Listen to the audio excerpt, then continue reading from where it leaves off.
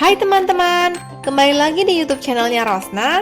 Di video kali ini, aku akan membuat salmon teriyaki. Pastinya teman-teman udah nggak asing lagi ya dengan menu ini. Sebenarnya resep teriyaki Jepang yang otentik menggunakan sake dan mirin. Tapi di resep ini aku nggak pakai ya, jadi bahan-bahan yang aku gunakan di sini halal. Nanti untuk resepnya aku akan taruh di kotak deskripsi. Bahan-bahan yang dibutuhkan untuk membuat salmon teriyaki adalah daging ikan salmon. Di sini aku memakai ikan salmon dengan kulitnya. Kalau teman-teman mau pakai ikan salmon tanpa kulit juga boleh ya. Atau bisa juga diganti dengan daging ayam. Kemudian kecap asin. Aku pakai merek Jepang, Kikkoman. Gula pasir. 1 siung bawang putih yang sudah dicincang.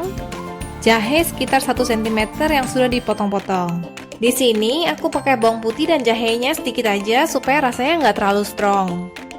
Dan 1 sendok makan minyak goreng.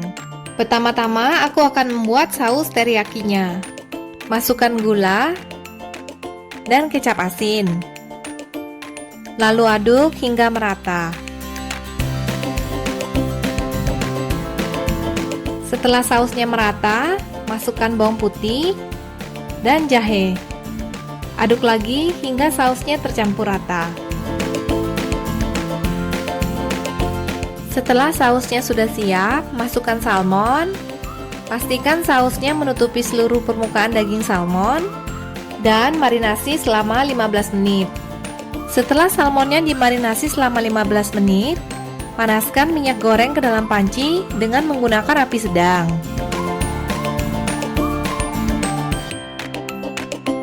Setelah minyaknya panas, masukkan ikan salmon dengan posisi kulit berada di dasar panci.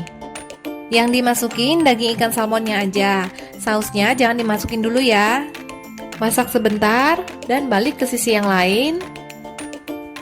Lalu tutup dengan tutup panci supaya matangnya lebih merata.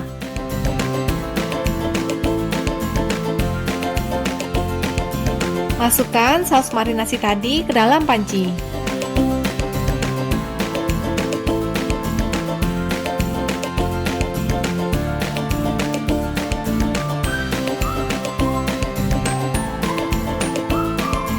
Siram sausnya ke atas salmon supaya lebih meresap.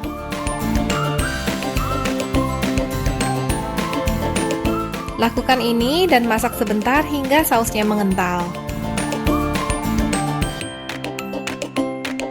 Lalu segera matikan api kompornya.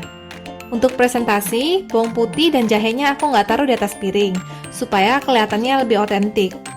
Ini kulit salmonnya crispy dan saus teriyakinya meresap ke daging ikannya. Nah, sekarang salmon teriyakinya udah jadi. Gampang banget kan bikinnya? Boleh banget dicoba dibuat di rumah ya, karena rasanya enak dan anti gagal.